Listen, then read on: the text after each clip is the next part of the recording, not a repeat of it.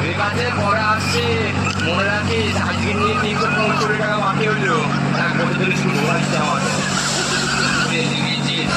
বাড়িতে একটু বসি। ও বাবা, মা ভিক্ষা দাও মা।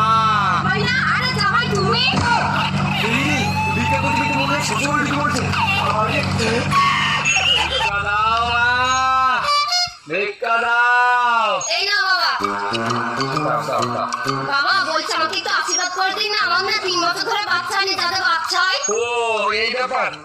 এই নে এই লেবুটা খাবি, অবশ্যই তোর বাচ্চা আসবে। কিন্তু বাবা এই লেবু খাওয়ার পর যদি বাচ্চা না আসে? তাহলে কোনো চিন্তা করবি না, 1 বছর পর বাবা নিজে আসবে। কি বললি?